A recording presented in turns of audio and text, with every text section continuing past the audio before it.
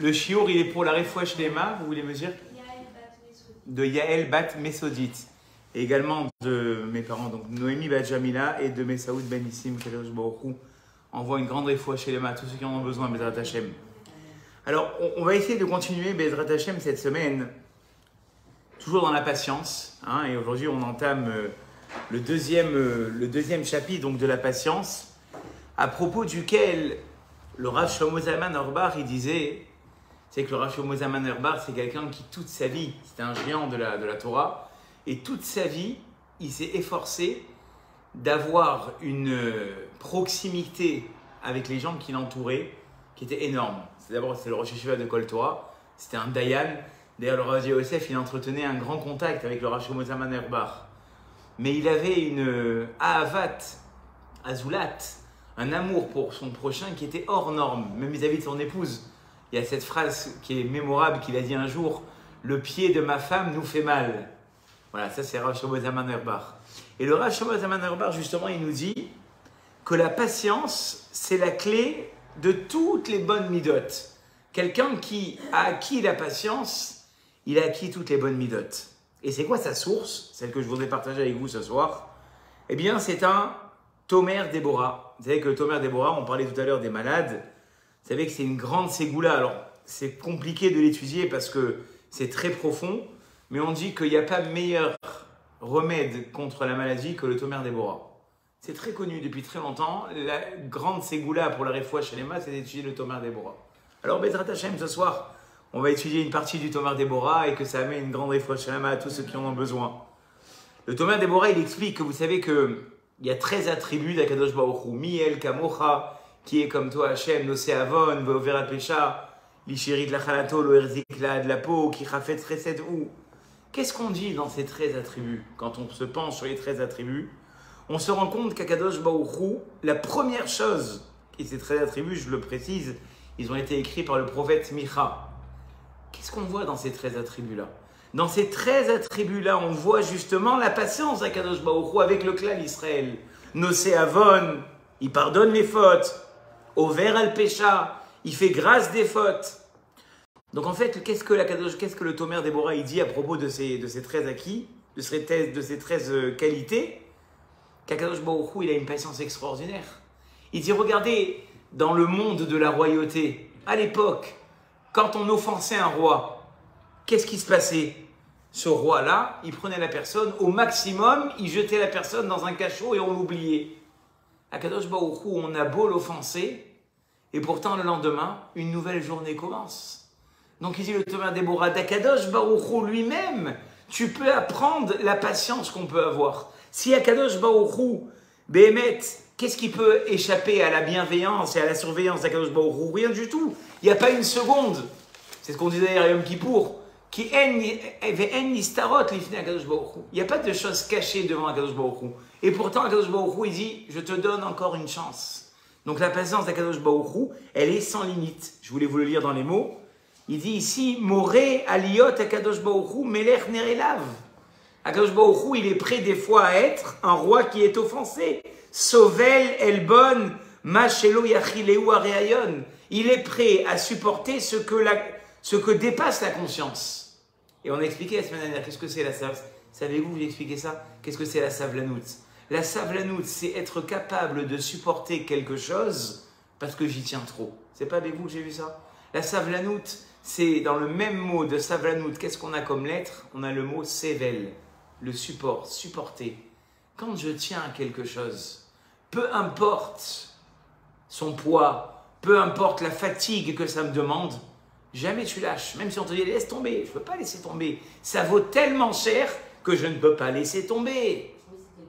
Hein? Avec le vase, exactement. Alors c'est ça, Kadosh Baruch Hu, Are'en davar nistar me'ashgarato belisafek. Est-ce qu'on peut cacher quelque chose à Kadosh Baruch Hu?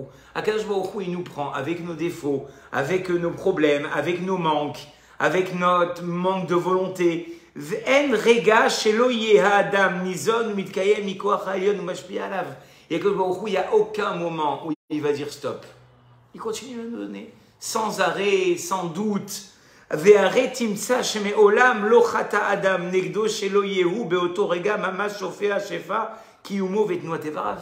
Il dit le Tomer Dévorah, imaginons-nous qu'Akadosh Baruch Hu, il nous donnerait notre réussite ou même notre droit d'existence selon le degré de notre pratique. Mais on est mort. On est foutu. Même pas 2 jours on tient. Et Akadosh Baruch Hu, il a cette patience. Il a cette patience jour après jour de nous renouveler sa bénédiction, jour après jour de nous renouveler la réussite. Et jamais en prenant en compte, en tout cas pour la plupart du temps, les fautes ou les erreurs d'un homme.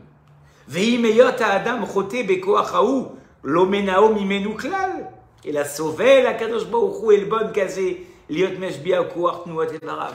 Et même si un homme a fauté, Akadosh Baruch Hu dit je te soutiens encore. Comme c'est écrit, on le dit d'ailleurs dans la Mida de Yom Kippour, qui lo chafetz bemotamet. Akadosh Baruch Hu, son intérêt, c'est pas de te punir, c'est pas que tu meurs, c'est que tu te remettes en question à travers les souffrances. Une fois, j'avais lu ça dans ma jeunesse, ça m'avait marqué. Il y avait un rav qui écrivait et qui disait « Pourquoi voudrais-tu qu'Akadosh Baruch Hu te donne des épreuves si ce n'est pas pour te faire réfléchir? Stam pour te faire du mal, stam pour te faire souffrir. Il n'y a pas une seule épreuve dans notre vie qui n'est pas là pour nous faire réfléchir. » Et vous savez ce que c'est une épreuve? La Gemara dit dans Brachot, qu'est-ce que c'est une épreuve? Je mets la main dans ma poche pour prendre 50 centimes et il y a 1 euro qui sort. La Gemara dit c'est déjà des souffrances. Qu'est-ce qu'on va dire dans les problèmes de notre vie de tous les jours? Qu'est-ce qu'on va dire dans les épreuves de tous les jours? C'est sûr qu'Akadosh Baruch Hu, il sonne la sonnette. Est-ce que pour autant il nous lâche? Pas du tout. Ve'adam motzi oto koar beoto rega bachet ve'avon ve'Akadosh Baruch Hu sovel. Et quand bien même la personne a fauté, elle a encore de la force de continuer. Et Akadosh Baruch Hu lui dit, je vais encore te supporter.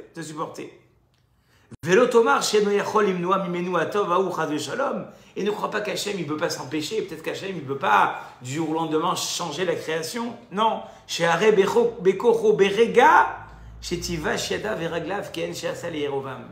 La même punition que Yerovam a eu, que tout d'un coup, que Dieu nous en préserve, il a perdu l'utilisation de ses mains et de ses pieds, que Dieu nous en préserve, Hachem il pourrait faire ça avec tout le monde. Alors pourquoi il ne le fait pas? Parce qu'il est sauvé. Parce qu'il a une patience vis-à-vis de nous. Et c'est avec ça qu'on a appelé Akadosh Baruch Hu un roi qui supporte et qui accepte d'être offensé. Alors le Tomer Dévorah, il dit à la fin, Veim kolze ata sovel veneela badiashuv bitshuva arezo midash et tzarich adam leitnaim ba. Si on voit qu'Akadosh Baruch Hu, il a cette manière de se comporter avec nous, combien nous, on doit apprendre. Parce que très souvent, qu'est-ce qui fait qu'on est sélectif dans nos relations? Qu'est-ce qui fait qu'on est sélectif dans notre façon d'être? C'est qu'on dit, celui-là, il m'a fait ça, celle-là, elle m'a fait ça, lui, il m'a fait ça, je ne supporte plus, j'arrête tout. Pourquoi tu arrêtes? Si Akadosh Baruch Hu, vis-à-vis de la création, dans ces 13 midotes qu'on vient de citer, Akadosh Baruch Hu, il nous a supportés. Et regardez, on le détaille tous les matins.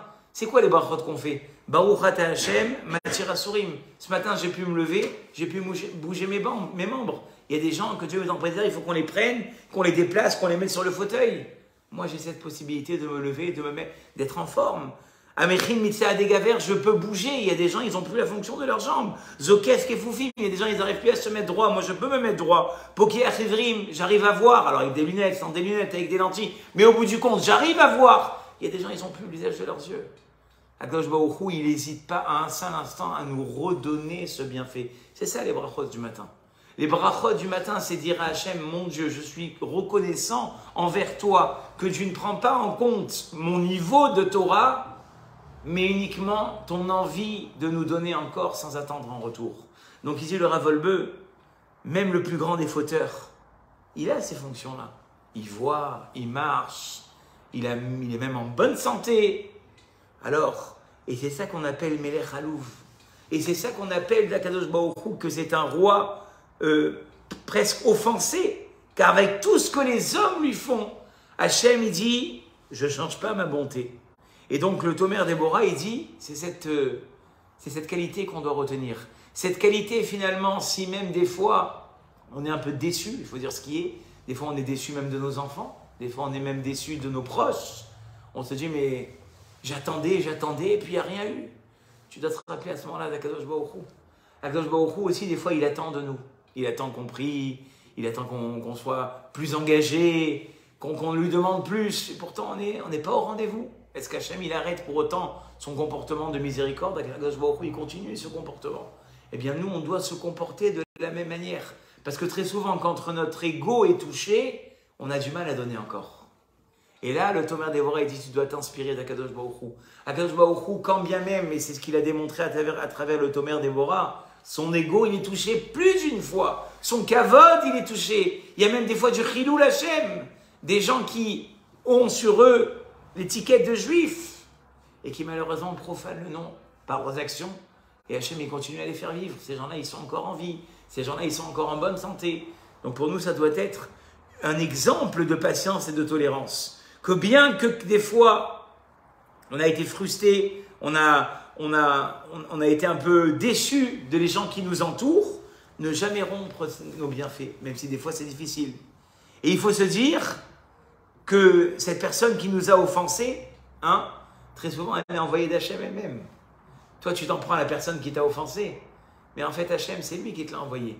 C'est lui qui t'a mis cette personne sur ta route, ou pour que tu te surpasses, ou pour que des fois, à travers cette personne, toi-même, tu arranges tes qualités. Très souvent, j'ai entendu ça. Des fois, on rencontre des gens sur notre route et on est déçu de ces gens-là. On se dit, mais franchement, vous savez ce qu'on dit? On dit que des fois, Hachem, il nous a mis ces personnes sur notre route pour que nous-mêmes, on s'analyse si on n'a pas un peu de cette personne à l'intérieur de nous-mêmes. Et qu'à travers le zoom qu'Hachem il nous fait par cette rencontre avec cette personne, nous-mêmes, on s'analyse si on n'a pas à s'arranger. On dit que c'est la même chose dans un couple d'ailleurs. Dans un couple, et c'est difficile à l'accepter, parce que des fois tu n'aimes pas du tout, moi je ne suis pas du tout comme ça, moi c'est mon conjoint, ma conjointe qui est comme ça, moi je ne suis pas comme ça. Très souvent, Akadosh Baruch Hu, dans un couple, il va mettre les personnes avec les mêmes défauts, et tu vas voir le même défaut que toi en face, et toi ça va tellement t'énerver parce que toi-même, tu n'arrives pas à combattre ce défaut. Et tu vas devoir en fait, à travers ton conjoint, voir que toi-même tu dois t'arranger. Et très souvent, quand toi-même tu décides de faire ces efforts-là, ça donne envie aux gens qui sont en face de faire les mêmes efforts. Ça, j'ai souvent dit. Tu peux répéter pendant des dizaines de fois, voire des années à une personne change et elle ne change pas. Tu sais quand est-ce qu'elle a envie de changer? Quand toi-même, tu deviens excellent dans le même domaine. Là, la personne, elle se dit purée, moi aussi j'ai envie d'être comme elle. Et pourtant, ça fait 10 ans que je lui répète, elle n'a jamais voulu changer. Parce qu'elle a vu que toi-même, tu t'étais pris. Ça veut dire que quand des fois vous reprochez autour de vous à des gens certaines choses, demandez-vous si vous-même, vous êtes déjà à 100% là-dedans. Tu veux que tes enfants ou ta famille soient plus sérieux dans la tefila? Comment toi tu fais la tefila? En pyjama. J'ai vu il n'y a pas longtemps dans une chouva que al pi halakha, on peut faire les télim au maximum en pyjama, mais la tefila non. Comment que je regarde dans mon livre? Est-ce que j'ai un côté le téléphone, un côté le sido? Forcément, si nos enfants ils nous voient faire la tefila comme ça, ils vont la faire de la même façon. Mais si nous on leur montre qu'on est sérieux et tout ça, et que quand il y a la tefila, elle est là, il n'y a rien d'autre qui existe, de même, sans que tu hausses la voix, ils vont prendre ton exemple. Une fois, il y a quelqu'un qui a dit, le meilleur exemple que j'ai donné à mes enfants, c'était au sujet du Limoud Torah. C'est qu'un soir, mon fils il s'est levé à 1h du matin, et moi j'étais encore à la salle à manger. Et il m'a vu sur mon livre en train d'étudier. C'est le meilleur message que j'ai pu lui donner dans la vie, pour que lui aussi, à son tour, il ait envie d'étudier. Parce que si tous les dimanches matins, je lui ai dit, mon fils, va étudier, et que toi, tu es déjà en short pour sortir faire ton tennis, il n'a pas envie. Pour lui, le dimanche, c'est le tennis. Ça va devenir un bon tennisman, il n'y a pas de problème. Est-ce que tu vas lui donner l'envie d'étudier? Non. Par contre, si toi-même, tu es assis au Beth Midrash, et que le dimanche, alors que c'est ton seul jour de repos, tu t'es levé, tu es parti à la tefila, tu as mis une ambiance de tefila chez toi à la maison, tes enfants d'eux-mêmes, ils auront envie. Et ça, c'est de partout pareil. La façon dont tu t'exprimes. Quand tu es au téléphone, tu déblatères sur tout le monde ou tu fais des compliments à tout le monde. Ben, tes enfants, ils auront le même discours que toi. C'est comme ça. Et très souvent, ce que j'ai dit là, c'est que des fois, Akadosh Baruch Hu, il va nous mettre des gens en face de nous pour que nous-mêmes, on voie les défauts de ces gens-là et que ça nous insurge. Mais que surtout, ça nous remette en question. Est-ce que nous-mêmes, on n'a pas ce problème-là? Très souvent, des fois, on entend des histoires. Et je me rappelle que les rabbinim me disent de qu'est-ce que ça doit nous donner à nous comme réflexion? Ça doit nous demander à nous-mêmes, est-ce que nous-mêmes, on n'est pas un peu comme ça aussi? Ah mais comment? Moi, je vole pas. Moi, je ne fais pas d'inceste, c'est vrai. Moi, je fais pas d'idolâtrie. Et pourtant, c'est écrit que Kol HaKoes, on le verra dans quelques réunions, tout celui qui s'énerve, qui est l'Oved Avodah Zara. Donc à ton niveau, l'énervement, quand tu sors de ta patience, on l'avait vu même plus haut déjà, c'est une forme d'Avodah Zara. Eh bien, cette qualité d'Hachem qu'on a citée ce soir, d'accord, elle doit nous-mêmes nous remettre en question. Et un homme qui n'a pas cette qualité de patience, il ne peut pas tenir dans ce monde, c'est pas possible. Et on va le voir à travers d'autres, trop de rigueur, trop s'énerver, trop couper court, c'est pas une vie. Si à chaque fois que les choses elles ne vont pas comme tu aimerais qu'elles aillent, tu sors de tes gonds, donc à un moment tu n'as aucune stabilité. Si tu n'as pas la patience d'attendre, d'accord, tu ne pourras pas tenir. Mais le grand ridouche qu'on a vu ce soir, c'est qu'Akadosh Baruch Hu, non seulement il a cette patience, Nosé Avon, Over El Pesha, mais la deuxième partie du Tomer Déborah, c'était de dire quoi? Qu'Akadosh Baruch Hu, il continue à donner. Mais ça, c'est un niveau qui est exceptionnel. Non seulement cette personne, je ne peux pas me la voir, mais on te dit, sois capable de l'accepter, mais en plus de ça, si elle te demande de lui rendre service, rends-lui service. Tu vas te dire, non mais je ne peux pas. Et pourtant, Hachem, il fait ça. Hachem, il supporte, et Hachem, il t'envoie, et Hachem, il te fait réussir, et pourtant, des fois, ce qu'Hachem, il attend de toi, tu ne l'as pas encore accompli au quart ou au tiers, et Hachem, il continue à donner. Mais attention de ne pas trop brûler les crédits. Parce qu'à un moment donné, on peut fonctionner à crédit, c'est comme dans une banque, on peut fonctionner à crédit, mais à un moment donné, Hachem, il dit stop. Maintenant, c'est à toi de faire tes preuves, c'est à toi de faire ce que j'attends, je peux te donner, mais à un moment donné, il faut qu'à ton tour, toi aussi, tu donnes. Et le meilleur apprentissage, c'était celui que je vous en avais parlé déjà depuis quelques cours. La vraie patience, c'est quoi? La vraie patience, c'est avec nous-mêmes. Avec nous-mêmes, quand par exemple, on a des soubresauts de se réveiller à la Torah. Alors on prend des bonnes décisions. Le lendemain de Yom Kippour, c'est le meilleur jour. C'est là où vraiment on se dit, ça y est, maintenant, je suis tout propre, tout neuf, je vais passer une année, mais comme jamais j'ai fait. Et puis 2 jours après Sukkot, l'habitude revient au galop. Hein? C'est écrit Ergel Naaseh Shilton. L'habitude, elle a une emprise. Et ça, c'est dans tous les cas. Hein. Si quelqu'un il s'habitue tous les matins à se lever tôt, au début, alors ça, il faut savoir, Kolat, Ralot, Kachot.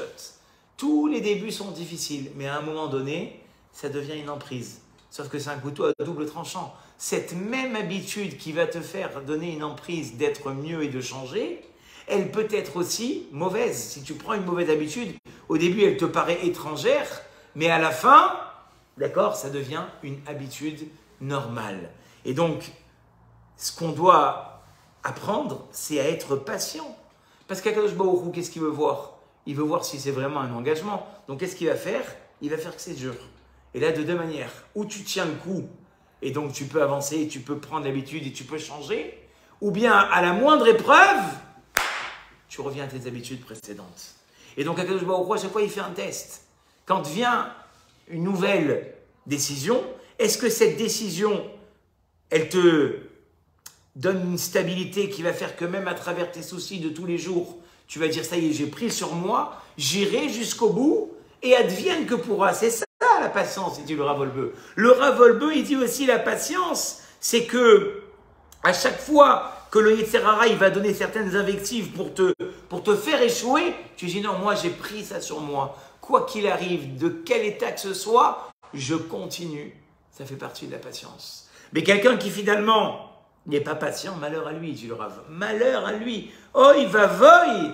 C'est le langage du Rav Wolbe. Les Mishéenno Savlanut Imatzmu. Malheur à celui qui ne sait pas être patient avec lui-même. Parce que la patience, c'est le temps qu'il faut pour que le changement opère. Et quelqu'un qui n'a pas cette patience et qui se décourage très très vite, jamais il pourra changer dans sa vie, je vous le dis. Il passera sa vie à recommencer une envie de changer sans jamais. Mais qu'est-ce qui se passe? Quand on veut changer, tout d'un coup, on devient perfectionniste. Mais à la règle. Et dès que ça ne marche pas, ça y est, c'est pas pour moi. Réessaye. Même si les premières fois, elles ne sont pas exactement comme tu voudrais qu'elles soient. Mais cette persévérance, hein, je dis toujours que la persévérance, elle donne la force à la goutte d'eau de faire un trou dans la roche. Hein, on est à Marseille, vous avez vu, c'est quoi l'érosion des roches? C'est la mer qui, chaque jour, qui aurait imaginé qu'une matière liquide, elle puisse faire reculer les roches? Pourtant, à Marseille, on le sait. On met aujourd'hui des blocs de béton parce que la mer, petit à petit, elle fait son effet. les qualités et les changements, c'est la même chose. C'est de la pierre, on est tous. Etc. Ki ou me'esh, ve'ani basar vadam. C'est ce qu'on dit à Yom Kippour. Je suis un homme et il est de feu. Donc pour la plupart du temps, le changement, il est très difficile. Mais si je sais faire ce mouvement, qui est le mouvement de la mer finalement, jour après jour, petit à petit, changer, ça fait partie de la patience. Et une personne qui ne se décourage pas, eh bien petit à petit, elle peut voir des résultats.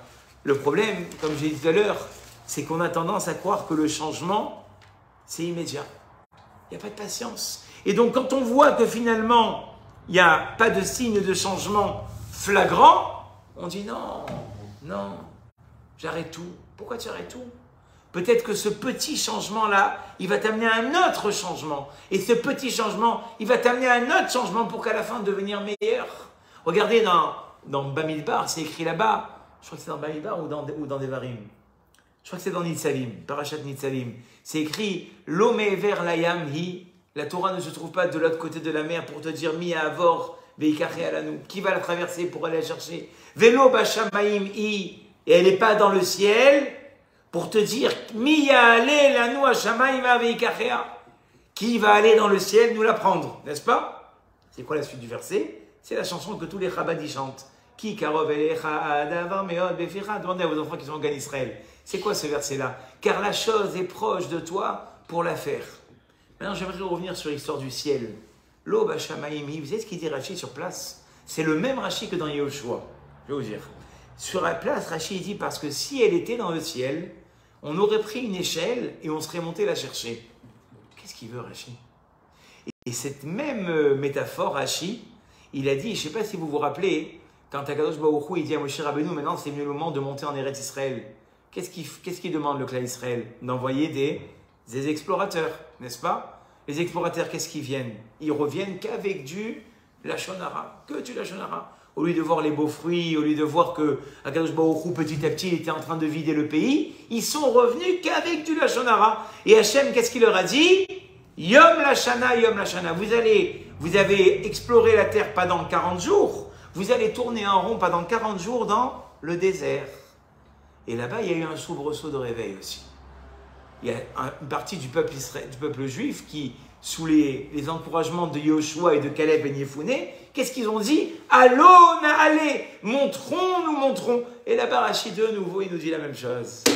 Même s'il nous faut des échelles pour monter, qu'est-ce qu'il a avec les échelles? Tiens, d'ailleurs, en ce moment, au Bnei Lazar, on parle de l'histoire de l'échelle. Quelqu'un qui monte sur une échelle et l'échelon il casse et il tue quelqu'un. Quel est le djinn? Est-ce qu'il va en exil? Est-ce qu'il va pas en exil?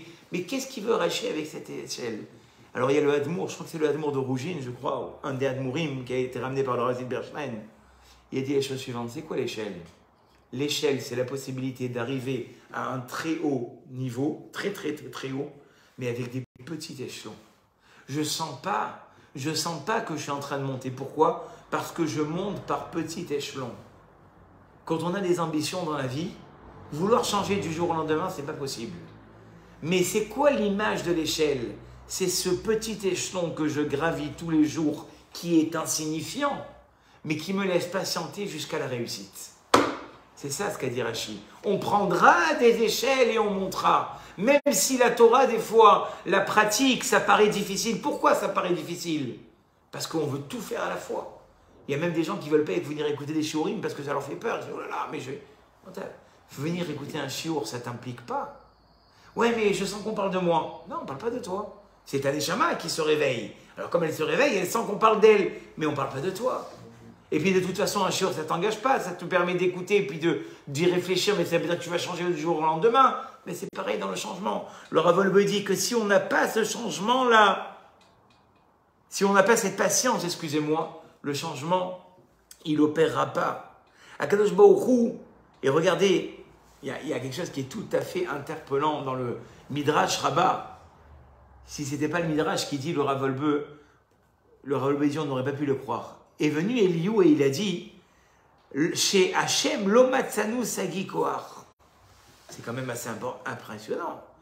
Chez Hachem, on n'a pas trouvé assez de force. C'est possible ça. Mi sheshomea pasuk hazeh omer shemachirufim chad veshalom. Celui qui lit ce verset, il a l'impression qu'il y a des insultes. Comment tu peux dire d'Hachem il n'a pas assez de force. Et la Kachamar Eliou. Voilà ce qu'a voulu dire Eliou. Lo matzinu kohar gvurato shel hakadosh baruch hu im briotav, ela lefi kocho. La force qu'Hachem attend de l'homme, c'est selon son niveau à lui. Donc c'est-à-dire que même Hachem, il est patient par rapport à ton niveau. Toi, tu te dis, ouais, mais pour que je change et que je devienne celui que je veux devenir, c'est toute une vie, c'est changer d'un but à l'autre, c'est pas possible.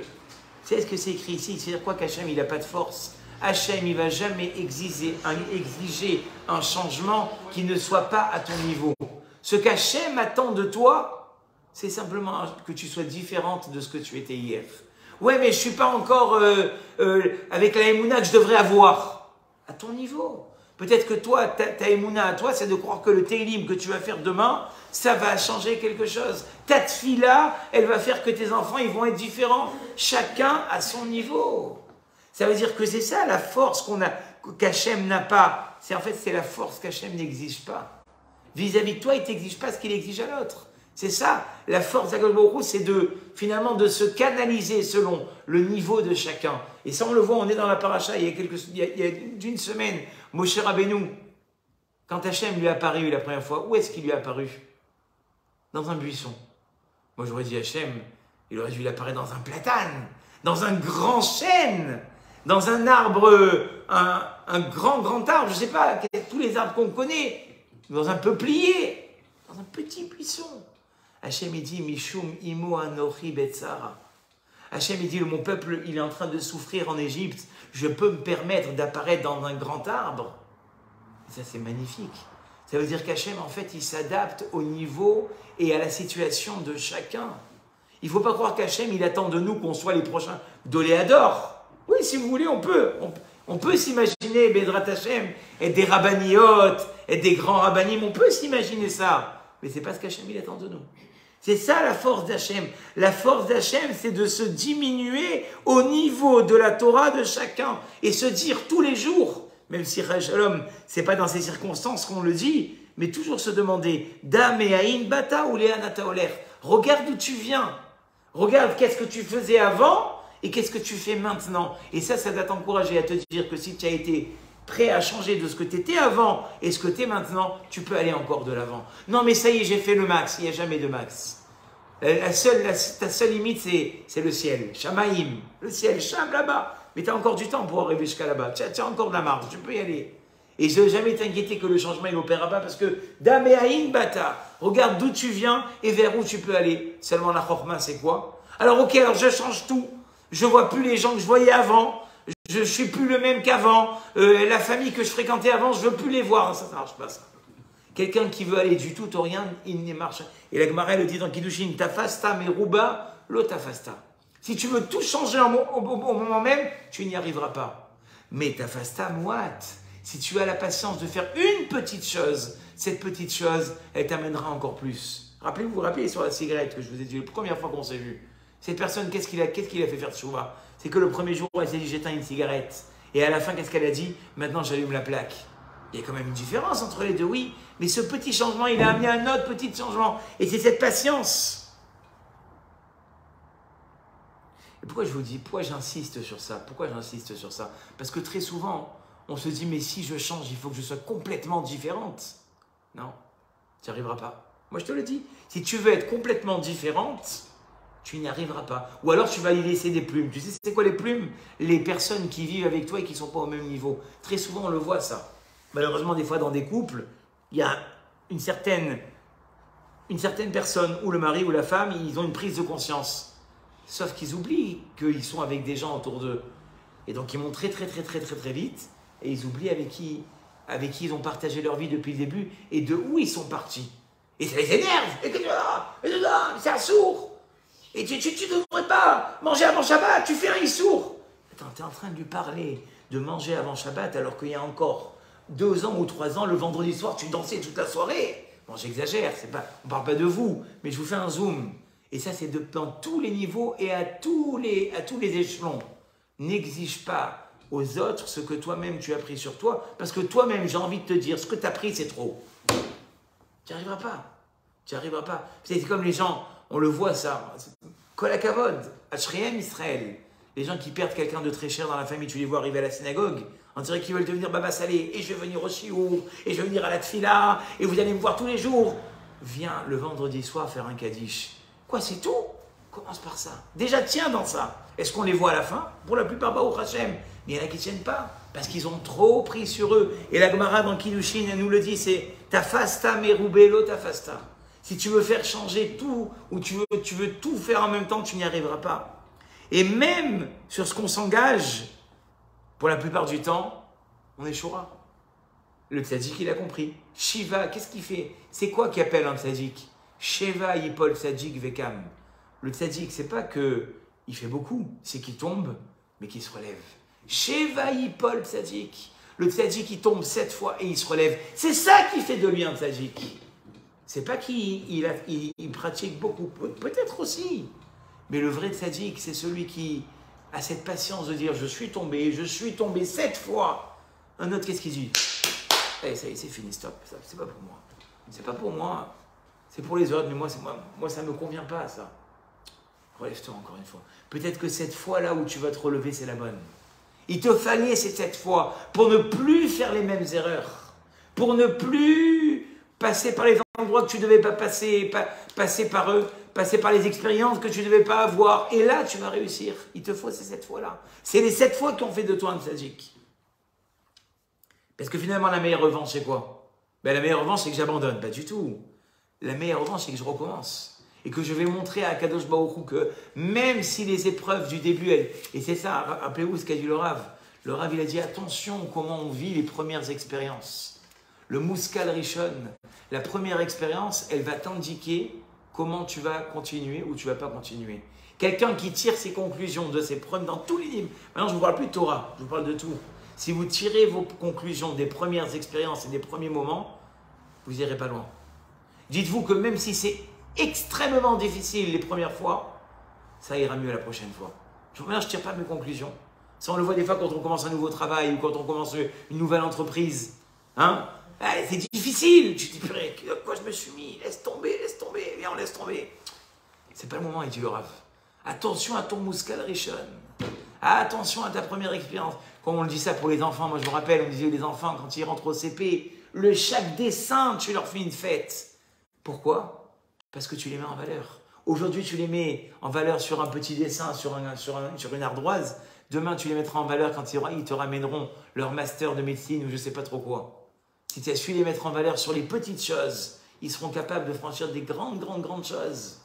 C'est ça le Muskal Rishon, c'est la première expérience. Et nous, on est pareil aussi. Si on tire nos conclusions de nos premières expériences et qu'on n'a pas cette patience, malheureusement, on ne pourra pas aller loin. Et cette patience, attention, parce que alors là, je vous vois venir. Il y en a qui vont dire, ok, il faut être patient. Alors doucement. On va faire comme à Marseille. Pas très vite le matin, doucement l'après-midi, un peu plus doucement le soir. Non. Il dit le Rav, attention, il ne faut pas que ça nous fasse tomber dans une léthargie. Parce que les gens, qu'est-ce qu'ils vont dire? Bon, mais ça va. Dans 2 ans, je penserai à faire un petit peu mieux. Non. Ce qu'on te demande, c'est de ne pas prendre beaucoup, mais de jamais t'arrêter d'imaginer d'aller plus loin. Vous comprenez la différence? Il y a des gens qui prennent tout à la fois et qui finalement ne font plus rien. Et il y en a d'autres qui se disent, bon, ben un tout petit peu, à Yom Kippour, à Sukkot, au mois de Elul, quand ça sera les fêtes. Non. Ce qu'on te demande, c'est de ne pas prendre trop, mais de ne pas prendre pas assez non plus. C'est-à-dire qu'il ne faudrait pas que ça te fasse rentrer dans une léthargie. Et l'erreur, c'est de croire, parce que souvent, qu'est-ce qu'ils disent les gens? Ou ils vont trop doucement, ou qu'est-ce qu'ils se disent? L'échec, c'est un signe d'Hachem. Si Hachem ne m'a pas fait réussir, c'est que c'est un signe d'Hachem. Il dit le Rav Wolbe, ne rends pas trop vite coupable Dieu. Ne crois pas que parce que tu n'as pas réussi, c'est qu'Hachem ne veut pas que tu le fasses. C'est que des fois, Hachem, il veut voir combien est-ce que tu t'as... Les gens, ils viennent, ils se plaignent, ils se disent, Rabbi, depuis que j'ai fait Teshuvah, j'ai l'impression que le monde s'abat sur moi. C'est pas ça. Il y a 2 réponses à ça. La première, c'est que tu as des dossiers, Baba. Et ces dossiers-là, ben, il faut les mettre à jour. Akadosh Baruch Hu, il a te fait rattraper ce que tu as manqué depuis tant et tant d'années. La deuxième chose, c'est qu'Akadosh Baruch Hu, il est tout simplement en train de tester ta sincérité. Que cette chouva-là, est-ce qu'elle est l'ishma ou est-ce qu'elle n'est pas l'ishma? Est-ce que c'est vraiment au nom d'Hachem que tu te te rapproches ou parce que tu as des intérêts à droite à gauche? Viens, on va voir. C'est comme un examen. Qu'est-ce qui fait qu'un étudiant il passe à la nouvelle étape? C'est parce qu'il a validé son année. Comment il a validé son année? Par un examen. La teshuva, c'est la même chose. Akadosh Baruch Hu, dans la teshuva, elle va être très très difficile. C'est pour ça que c'est écrit que là où les Baalei teshuva se tiennent, même les tzadikim, ils ne se tiennent pas. Parce que les tzadikim, c'est un peu comme Obélix. Ils sont tombés dedans depuis qu'ils sont petits. Ils ont grandi dedans. Alors ils ont d'autres Yetzirara. Mais les Baalei teshuva, ils vont devoir changer tout au niveau de leur famille, au niveau de leurs habitudes, au niveau de leur fréquentation, au niveau de tout. Donc ça va être dur. Akadosh Baruch Hu, il va te mettre à l'épreuve. Mais tu ne dois pas voir ça comme un échec. Tu ne dois pas te dire, bon écoute, si ça s'est passé comme ça, c'est que Dieu, il ne veut pas de ma teshuva. Il dit le Rav Wolbe, attention de dire Hachem, il est responsable. Attention. Regardez les paroles du Gaon de Vilna que j'ai directement traduit. Au lieu d'accuser Hachem, qu'il s'en tienne le seul responsable. Tu ne peux pas dire tout, Hachem il m'a fait échouer ici, Hachem il m'a fait échouer ici, donc c'est que c'est pas pour moi. Non, c'est pas comme ça. Où est la responsabilité de chacun? C'est qu'on a tendance souvent, comme on l'a dit tout à l'heure, à se mettre à un niveau qui n'est pas le nôtre. Donc forcément, c'est comme un sportif, s'il ne fait pas de l'entraînement, à la moindre gaffe, il va avoir un muscle qui va craquer. Pourquoi? Parce qu'il ne s'est pas assez entraîné.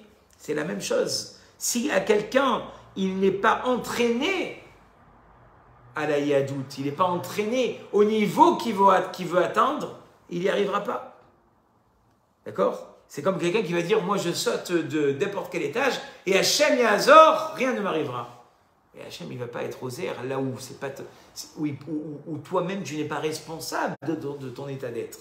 Donc c'est à chacun de voir finalement où est-ce que ça me correspond et où est-ce que je suis en train de faire des choses où je me sens moi-même étranger. Parce que très souvent, qu'est-ce qu'on fait? On le fait par mode, on le fait par gêne, mais ce n'est pas nous-mêmes.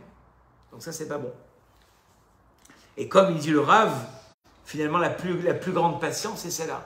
C'est de se dire finalement, le changement, il n'a pas encore opéré chez moi, mais je vais encore essayer. Je vais encore essayer de donner. Et comme le conclura le Gaon, cette patience qu'une personne elle a avec elle, d'accord, n'est pas de se désespérer quand on a échoué, mais avant même de passer au travail de changement, s'asseoir et élaborer un programme. Vous entendez? On ne parle pas ici de business. On parle vraiment d'évoluer dans la Torah. L'évolution dans la Torah, elle passe par un programme avec beaucoup de réflexion et se fixer des objectifs qu'on peut s'imposer. Ce n'est pas un coach, c'est le Gaon de Vilna. Le Gaon de Vilna, il nous dit que même dans la Torah, je dois me fixer des objectifs, mais toujours par échelon. Et ça va opérer un changement. Et évidemment que cette méthode-là, elle marche dans tous les domaines. Dans tout ce que vous voulez changer dans votre vie, ne vous dites jamais « c'est trop », mais dites-vous comment je vais y arriver et par quelle étape je vais y arriver. Et ces étapes-là, elles vont faire que la personne, petit à petit, elle va opérer un changement. D'accord? Et je ne vous connais pas assez ici pour vous donner des exemples, mais quelqu'un, par exemple, il veut arriver à la kavana dans la tfila. Ça, c'est quelque chose que, des fois, on a du mal. Alors tu vas dire, maintenant, moi, ma amida, du début à la fin, elle va être bekavana, le monde entier, il tombe, et tu n'y arriveras pas. Dis-toi que dans les 3 premières brachot, je vais être mitkaven. Quelqu'un, il veut agir dans la pudeur, par exemple. Alors il va dire, maintenant, même chez moi à la maison, je me couvre toujours la tête. Et ça, c'est pour les gdolim. Commence déjà à avoir des habits qui sont pudiques de façon générale. Après, tu évolueras et tu diras, j'en rajoute encore à la maison. Commence par l'extérieur. Et j'ai dit, non, même à la maison, même en dormant, tu ne tiendras pas. Je te le dis maintenant, tu ne tiendras pas. Mais si tu commences par étape par étape, tu te donnes la possibilité à t'habituer. C'est ce que le Gaon a dit. Et le principe du Rav Wolbe, c'est ce que le Rav Wolbe conclut en disant, ce qu'il faut, c'est ni exiger trop de soi-même, ni en exiger pas assez. Maintenant, je vais passer à la dernière chose que je voulais voir avec vous, au niveau de la patience. Il dit le Rav, et ça, je pense que c'est peut-être pas à la fin d'un shiur qu'on devrait le faire, c'est le développer de façon beaucoup plus longue, et on essaye de le faire une fois par mois, Bezrat Hashem, c'est la patience qu'on a avec sa famille. Comment on vit la patience? Alors on a parlé maintenant de la patience avec soi-même, en se comparant avec Akadosh Baruch Hu, comment est-ce que lui, il est patient. Mais la troisième étape, il dit ici le Rav, c'est comment est-ce que je suis patient avec ma famille. C'est ce qu'il dit le Rav. Le Rav, il dit, plus le lien familial est proche, plus la patience est difficile. Parce que je vais vous dire, par exemple, avec son ami, qu'on voit qu'une fois tous les 3 ou 4 du mois, on a une patience. Tu peux te mettre en bas de chez elle. Elle a 45 minutes de retard. Ma chérie, ça va, je t'attends, tout va bien. Et la même patience avec ton mari ou avec tes enfants. Au bout de 10 minutes, tu craques. Mais où t'étais? Ça fait 1 heure que t'attends, on ne peut plus. Tu vas me rendre fou. Pourquoi cette patience, tu l'as pas avec les gens de ta famille comme tu les as avec les gens extérieurs? Il dit le Rav, parce que plus la personne elle est loin, plus on la voit rarement, moins on a de mal à s'énerver, d'accord? Mais par contre, quand on parle déjà de ton voisin de palier, que lui tu lui croises pratiquement tous les jours, au bout d'un moment, même plus tu veux le voir sur ton palier. Ah, j'espère qu'il ne sera pas là quand je passe. Pourquoi? Parce que plus la personne, et la difficulté elle devient de plus en plus ardue, à quel moment? Quand il s'agit dans ta propre maison, avec ta propre famille, d'avoir cette patience. Alors à ce moment-là, qu'est-ce qui se passe? Eh bien, on a du mal. On a du mal, pourquoi? Parce que plus le temps s'installe, au début, quand c'est tout nouveau, tout beau, hein, les moments du fiançailles, les premiers moments, ah, quelle patience on a. Mais plus la vie s'installe et plus la fréquentation est quotidienne, et plus la patience estompe. Et le Rav, il dit que, par exemple, quand il s'agit d'être patient avec son mari ou sa femme, là, c'est pratiquement devenu impossible. Pourquoi? Parce que toutes les barrières, elles sont tombées. Et on apprend d'ici, quelque part, un nouvel aspect de la patience. Que vis-à-vis de sa famille, d'accord, ça devient plus difficile. Pourquoi? Parce que ces gens-là, on a l'impression qu'ils doivent tout comprendre, même sans qu'on leur parle. D'un claquement de doigts. Ça ne marche pas comme ça. Des fois, bien au contraire, on a tellement pris l'habitude de vivre ensemble qu'on ne prend plus la peine de s'exprimer. Et des fois, tu te rends compte à travers une discussion que si tu avais été capable de t'exprimer, la personne qui serait en face, elle aurait même compris ta détresse. Le fait qu'on n'a pas cette patience de s'exprimer, très souvent, eh bien, on n'arrive plus à dialoguer. On n'arrive plus à comprendre le besoin de la personne qui est en face. Pourquoi? Parce qu'on a l'impression que c'est inné. Il est ou elle est mariée avec moi. Donc elle comprend ce que j'ai besoin. Non, elle ne comprend pas. Elle ne comprend pas. Elle ne peut pas comprendre qu'après une journée de fatigue, tu lui réponds pas comme elle aimerait que tu lui répondes. Elle ne peut pas comprendre qu'après une journée, eh bien, elle aimerait que tu fasses certaines choses que toi, tu n'as pas envie de faire. Mais lui, son besoin, c'est ça. Elle, son besoin, c'est ça. Essayons de nous comprendre et surtout de s'exprimer. Le problème, c'est que plus on a vécu ensemble longtemps, moins on a l'impression qu'on a besoin de s'exprimer. Alors que c'est exactement l'inverse. Parce que des fois, sur les a priori que tu as avec la personne avec laquelle tu vis, tu es complètement à côté. Seulement, tu n'as plus la patience de t'exprimer. Ben, ça va, ça fait 20 ans qu'on est mariés ensemble, tu crois qu'il ne me connaît pas, non? Peut-être qu'à ce moment-là, il ne connaît pas ton besoin. Il ne sait pas exactement ce que tu es en train de passer. Alors que si tu étais capable, bon, je vais lui envoyer un texto. Oh, un texto, il est derrière dans la chambre, juste à côté, là. Va lui parler. Bon, mais il n'écoute pas quand je lui parle. Mais peut-être que tu lui dis les choses de façon trop énervée. Tout est dans le ton aussi. Comment est-ce que tu t'exprimes? Donc en fait, très souvent dans un couple, on voit qu'il y a des choses qui, de façon répétitive, nous dérangent. Et on a nos idées arrêtées sur cette personne. De toute façon, elle sera tout le temps paresseuse. Il sera toujours paresseux, il sera toujours en retard. Il sera toujours désordonné. On colle des étiquettes. Hein? On a l'impression qu'à ce moment-là, on se transforme en psychologue, en thérapeute, en coach. On a nos idées bien arrêtées. On n'a plus cette patience finalement. Et il dit le Rav, la première personne avec qui je devrais être patient, c'est avec les gens qui vivent dans ma maison, comme dans le chesed d'ailleurs. Très souvent, on veut faire du chesed, on veut aider les gens, on veut aider. Mais tu as des gens qui sont dans ta maison et qui ont besoin avant tout le monde de ton aide. Ouais, mais dehors, je vais aller aider, Oui, tu peux faire le Superman à l'extérieur. Mais soit Superman chez toi à la maison, soit le Superman du chesed à la maison, soit la Superman de la patience à la maison. C'est là où tu as besoin de faire tes preuves, pas à l'extérieur. À l'extérieur, de toute façon, ce n'est pas des gens avec qui tu dois partager. Ceux avec qui tu dois partager, c'est les gens qui sont dans ta maison, dans qui tu leur as volé, après avoir appris. Vous avez vu que d'abord, il a parlé de la patience avec soi-même, avant de parler de la patience avec sa famille. Ça veut dire que si tu veux être patient avec les autres, tu dois d'abord avoir appris à être patient dans tes changements personnels. Si toi-même, tu n'es pas patient dans tes changements personnels, comment voudrais-tu supporter la patience pour les autres? Donc c'est finalement une suite. Et il dit le Rav que quelqu'un qui va être prêt à accepter son conjoint comme il est, et surtout se dire que elle aussi, lui aussi ou elle aussi, elle m'accepte avec mes défauts. Parce que moi je suis pas un saint, loin de là. Est-ce que pour autant elle ne m'accepte pas? Elle m'accepte. Donc moi aussi je vais apprendre à l'accepter. Mon mari m'accepte comment je suis, moi aussi je vais apprendre à l'accepter. Et le Yahabat, qui était un des géants de la génération à l'époque en Espagne, il a dit chacun il naît sous une influence de son mazal, ça on le sait, d'accord? Et la plupart des gens pourraient, s'ils le voulaient, combattre leur tempérament et être meilleurs. Mais la grande majorité reste avec leur nature et leurs défauts. C'est comme ça. On a du mal à se changer. Surtout quand quelqu'un il vient de l'extérieur et qui nous dit quelque chose, on n'arrive pas à l'accepter.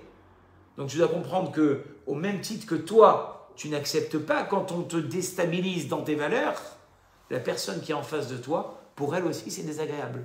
Pour elle aussi, c'est désagréable d'avoir une personne qui, quotidiennement, tu lèves une fourchette, tu déplaces quelque chose dans la maison, tu n'es pas là au bon moment. Comment on peut vivre comme ça? N'est-ce pas que c'est pas vivable? Bah, évidemment que c'est pas vivable. Alors pourquoi tu fais vivre ça aux autres?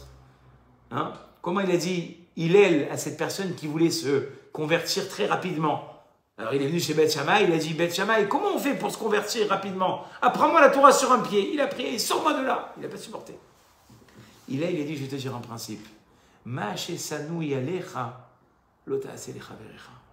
Veidar zil gemor. Ce que tu veux pas qu'on te fasse, ne le fais pas aux autres. Et de là, apprends toute la Torah. C'est-à-dire que toute la Torah, elle est basée sur ça. Mais à ce moment-là, notre patience, elle va changer 20 fois. C'est vrai qu'il y avait un tzaddik qui a dit avant de parler, tourne 7 fois ta langue. C'est quoi tourner 7 fois sa langue? C'est en fait, al tadun et travecha chitagi alinkomo. Ne juge pas la personne qui est en face tant que tu t'es pas mis à sa place. Alors on va essayer de faire ce travail. Alors comme on a dit, pas à chaque fois parce qu'on ne sera pas capable, mais de temps en temps, essayer de faire cette expérience. De se dire maintenant, tu sens que ça va sortir, tu le sens, tu sens que ça monte. Hein. La pression, tu la sens venir, tu la sens venir. Donc tu sens que tu es chaud. Maintenant, tu sais ce que tu vas lui dire. Demande-toi si toi, tu aurais voulu prendre maintenant le même affront. Et tu vas voir qu'une fois sur deux, tu te dis non, mais en fait, non. En fait, non, moi j'aurais pas voulu qu'on me parle comme ça. Alors pourquoi tu le fais aux autres? Et donc il dit le Rav, c'est ça la patience qu'on doit avoir. D'accord? Et se dire, combien de fois je le dis à mes khatanim, ne pensez pas que vous allez faire changer les gens qui sont en face de vous, même après 20 ans de mariage. Pourquoi? Parce qu'ils ont grandi dans un moule différent du vôtre. Vos parents, imaginez-vous maintenant vos parents et vos beaux-parents. C'est la même éducation, elle est dans votre tête, vous dites, ben non, pas du tout, c'est pas du tout pareil. Et pourtant, vous vous êtes marié avec votre mari et vous vivez avec lui. Mais ça ne veut pas dire que du jour au lendemain, il sera comme vous.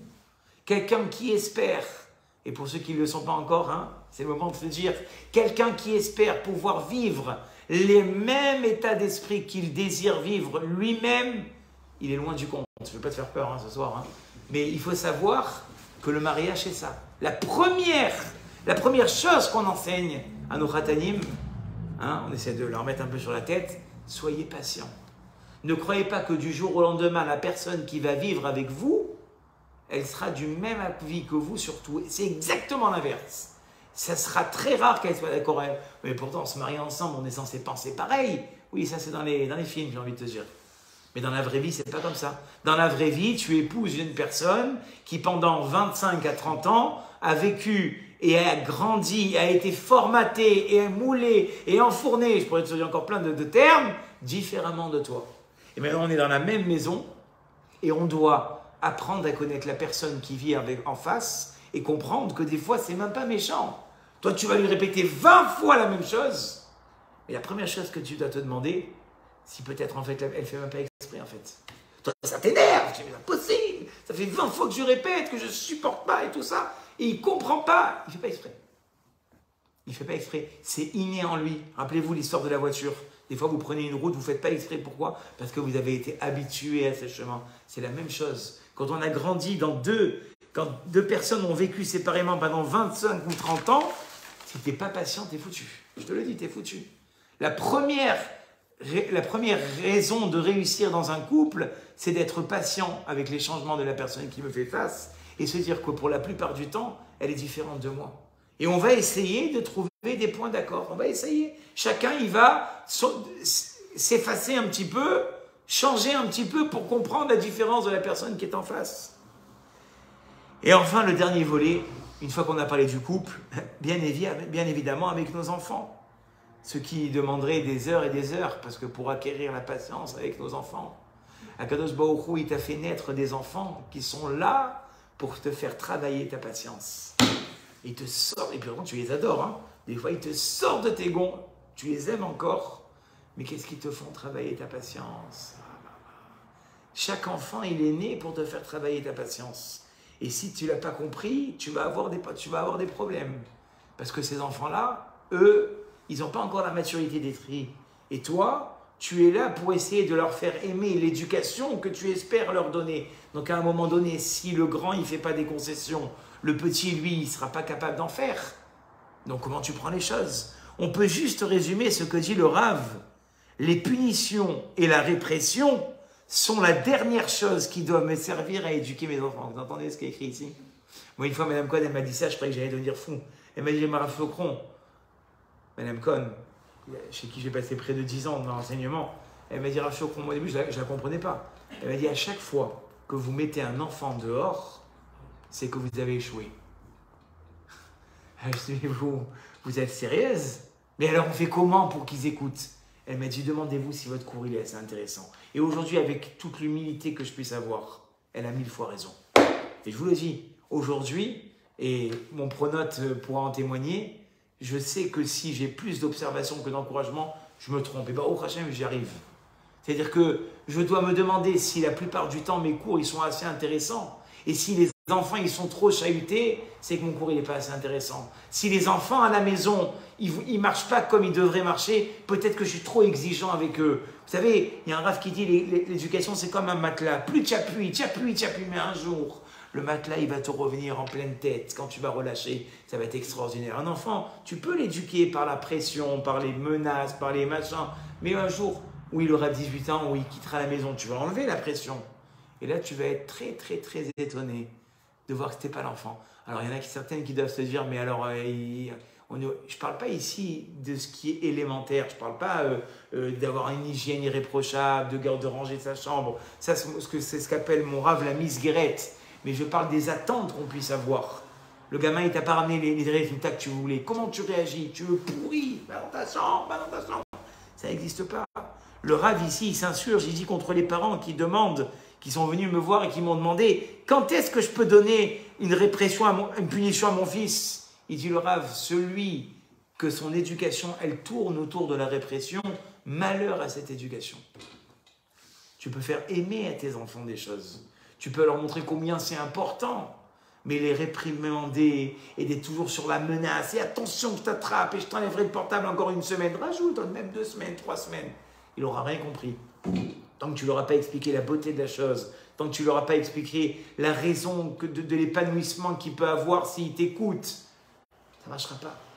Et c'est ça qu'il a dit le Rav. C'est seulement par la patience sans limite, c'est là, je reprends les mots du Rav Olbeux, qu'on peut éduquer nos enfants. Être patient, comprendre et surtout pas de comparaison, parce que des fois tu te dis, l'éducation que j'ai eue avec celui-là, elle va marcher avec celui-là, pas du tout. C'est 2 mondes à part. Ce que tu as fait avec lui, c'est exactement ce que tu ne dois pas faire avec le deuxième. Et ce que tu fais avec le deuxième, c'est exactement ce que tu ne dois pas faire avec le troisième. C'est ça la patience. La patience, c'est de comprendre, comme le Rav le conclut, que chaque jour, d'accord, ce sera un moment critique. Chaque jour, l'enfant, il aura besoin d'une attention différente. Et celui qui n'est pas patient et qui finalement punit à tout va et menace à tout va, l'enfant, il sortira un gros 0. Pourquoi? Parce que tu l'auras éduqué que par, finalement, les cris, la douleur, les punitions. Ça ne sortira rien de ça. Alors que si tu as montré, encore une fois, tu t'es impliqué, qu'est-ce qu'on fait très souvent? Allez, va dans ta chambre, fais tes devoirs et reviens voir quand ça sera terminé. Non. Vous savez, moi, plusieurs fois, à l'époque, j'aimais beaucoup faire ça. J'étais invité souvent dans des thèses, et des gens qui ont fait des très très longues études. Et puis une fois, j'ai attrapé les parents, je leur ai dit, mais comment on fait pour avoir des enfants aussi brillants? Mais vous savez, monsieur, comment on fait? On s'oublie.